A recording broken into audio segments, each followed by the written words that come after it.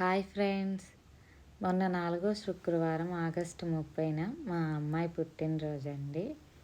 ముందుగానే అనుకున్నాము గుడికైతే వెళ్దాము ఆ రోజు ఉదయాన్నే అనని. కానీ అనుకోకుండా ఆ రోజు బాగా వర్షం అయితే బాగా పడిందండి. పడుతూనే ఉంది, అసలు తగ్గలేదు.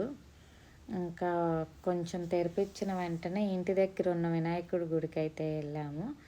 ఆ తర్వాత మోటుపల్లి వీరభద్రుడి స్వామి గుడికి వెళ్ళాము. వీరభద్రుడి స్వామి గుడికి వెళ్ళాము. ఇంకా అక్కడ ఇలా పూజ అయితే చేసుకున్నామండి. అక్కడ ఎప్పుడు నైవేద్యం మేము అక్కడే చేసుకుంటాము. కానీ వర్షం పడుతుంది, కుదరదని చెప్పి ఇంటి దగ్గరే చేసుకొని అయితే వెళ్ళామండి.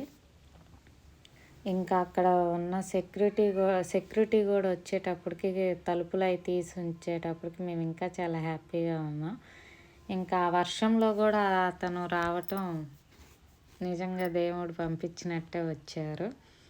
ఇంకా ఆయన వచ్చి గేట్ తాళాలు అవి తీసేటప్పటికి ఇక్కడ లోపల ఇలా పూజ చేసుకున్నాము.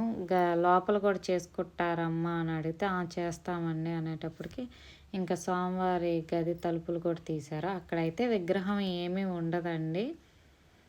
అక్కడ స్వామివారి విగ్రహం తొలగించిన ప్లేస్లో కూడా పసుపులై పూసి బొట్లై పెట్టేసేసి అక్కడ కూడా పొంగలి పెట్టి టెంకాయలై కొట్టయితే పూజ మేము చేసుకున్నామండి. మేము అందరం కలిసి వెళ్ళాము. మాతో పాటు మా చెల్లి మా అమ్మ కూడా వచ్చారు.